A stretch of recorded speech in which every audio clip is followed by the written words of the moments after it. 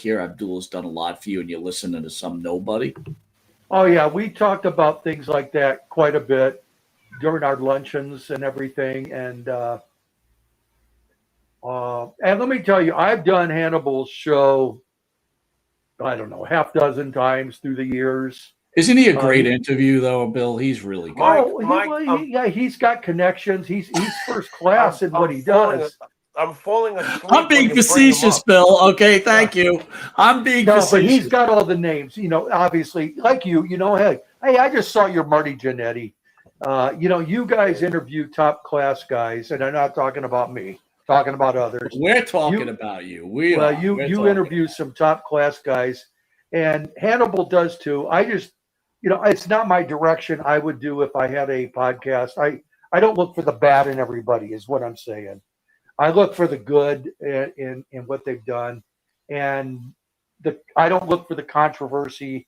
Let me give you an example. I was there the night David Shultz in L.A. tried to pick a fight with Mr. T. All right, I got to stop you there. Please tell this story because a lot of people don't know this and correct me if I'm wrong, Bill, I'm just a fan, and I just want to lead you into this. A lot of people believe that Vince McMahon fired David Shultz because of the slap for John Stossel. But I heard differently. Can you hear me? Yes. All right, go ahead. My belief, and I was there the night Mr. T showed up to kind of do more promos for WrestleMania coming up. And I was in the back area. I don't even know who was out at the ring, who was in the ring, I should say, at the time. I think Hogan was, or Ted DiBiase or somebody. Not maybe Ted. Somebody else. It doesn't even matter. I was in the dressing room when David Shultz was back there, and Chief Jake Strongbow was the road agent. And Chief, I heard him tell the police that were stationed back there as security, go get him. And Schultz went through the curtain toward the ring, and Chief yelled, go get him and bring him back. This is not an angle. Bring him back. Don't let him make contact with T. And Schultz went through and in front of the fans wanted to start a legit shoot fight with Mr. T. Because,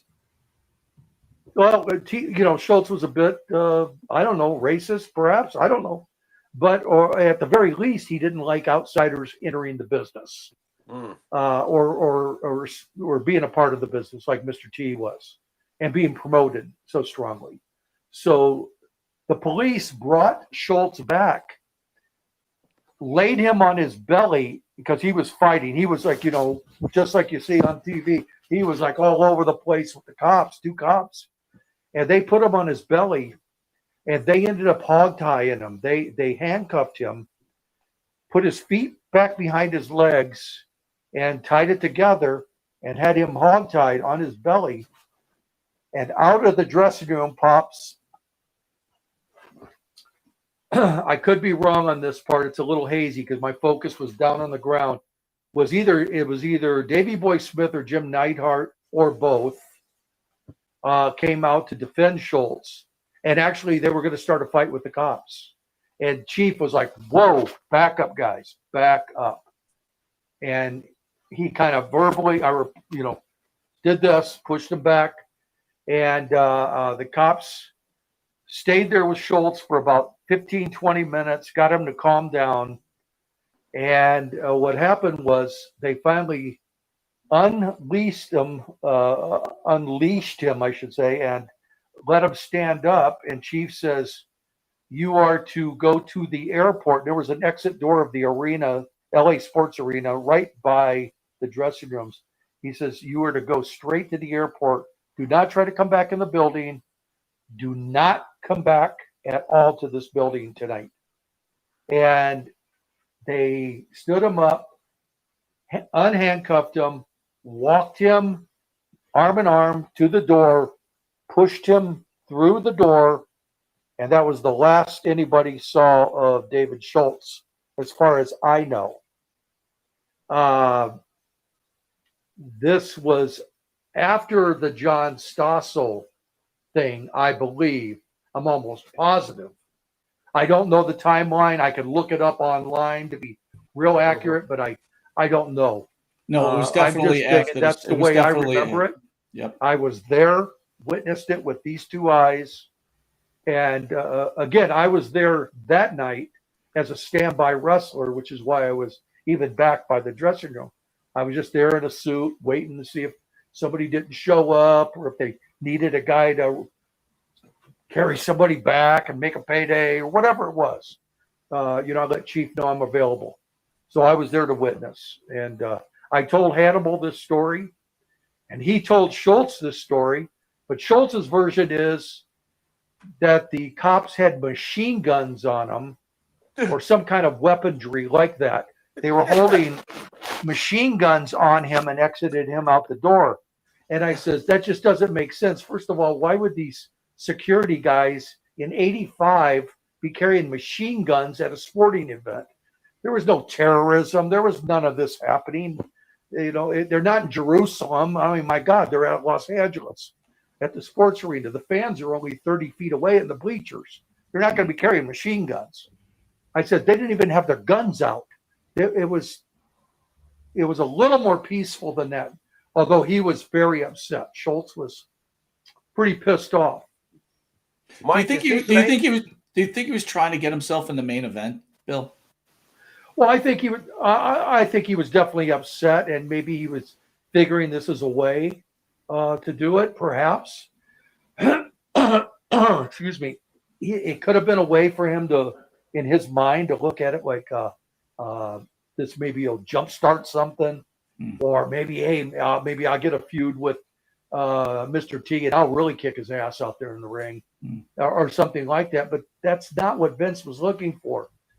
This is part of the pay-per-view expansion. This is all part of this big thing. Vince had risked a lot going into this, with Cyndi Lauper and Moolah and Wendy Richter and all these people, Roddy Piper and Orndorff, all these parts of this program had to fit together. Bob Orton and all these guys and Hogan to make this work for WrestleMania. You can't have a redneck from Tennessee come in and screw it all up. Yeah. Which is basically what was happening. There you go. And that's as I see it and as I recall. And I was there. Mike, I'm amazed. And I spoke the same story on Hannibal's show as I'm speaking to you guys. I'm amazed. He didn't like it. That this story, I'm sorry, Bill. I'm amazed that this story has not overshadowed the John Stossel thing, because if this happened after John Stossel, this is the reason why there were no cameras. Yeah. Hey, look, there was no cameras. Maybe it was the odd time in my career I didn't have my camera. I wish I would have, believe me, brother. I wish I would have taken the picture of him hogtied. Oh my God! I wish I would have taken that picture. Jimmy and Bill, that's Jimmy. You bring up an excellent point. Even in Dark Side of the Ring, they don't even talk about that, right? They just talk about the Stossel slap. I mean, this is, from what I understand, is what got him fired, because they could not trust him not to screw everything up. They just wanted him out, and I believe Hogan didn't like him either at some point, right? Even though they got along early on. I'm sure that's what it was, but again, it was videotaped. You got a videotape, which is easier to prove and show your fans than a guy like me talking about it, which doesn't have credibility that it does with video. There's no denying. Nobody's going to say. Couple things I want to cover, Jimmy. Yeah. 500 level has now improved on the M&P code. Now go to MP30 for 30% off. Jimmy, I got to tell you something, right? I was at the beach, again, 500 level. If you guys haven't looked at the shirts, right, go to the website. It's incredible. And I got to be honest, right? So it was a little chilly today. I brought the dogs to the beach. I was off work for the Jewish holidays, today. Right? Cold. It was cold, yeah. But I have, from 500 level, I have a Roman Reigns sweatshirt. Now, usually sweatshirts are not always the nicest fabric, unless I'm into really nice fabric because I just don't like things up against my skin. So usually I'll get thinner type of shirts, but this is a heavy sweatshirt. The fabric, unbelievable. And you're going to get a deal at 30% off, Jimmy. I mean, my God, it's It's a no-brainer, guys. I am telling you, once you get one shirt from them, you'll get 50. I guarantee it. And they've got all the sports. Yeah, dude, tell me what you think of it, Jimmy. They're so comfortable. I got to get a long sleeve now. I'm telling you, I got to, because it was chilly today, especially for a guy who's been in Panama City Beach the last 2 years. It was chilly today, and I love the material. It's so silky. Is that the right word for it? I don't know. No, absolutely. Absolutely, dude. It's so comfortable. So yeah, I got to get myself some leveled long sleeves. That's for sure. 30%. And again, it doesn't. They got plenty of wrestling stuff. They got baseball stuff. They've got football. They got everything, dude. MMA. They got it all, man. And I'm telling you, it's very high quality. Again, 500 level code MP30, 30% off. So if a T-shirt costs you $20, what's 30% off on $20, dude? It's enough. 10 plus another 20% tacked on top. Not much. It's a steal. It's a steal. I agree. I want to remind everybody too, the Monte The Pharaoh show, hit the QR code, be willing to check out our shows on YouTube, where we got almost 24,000 subscribers. Go to our Facebook page where we're approaching 27,000 subscribers.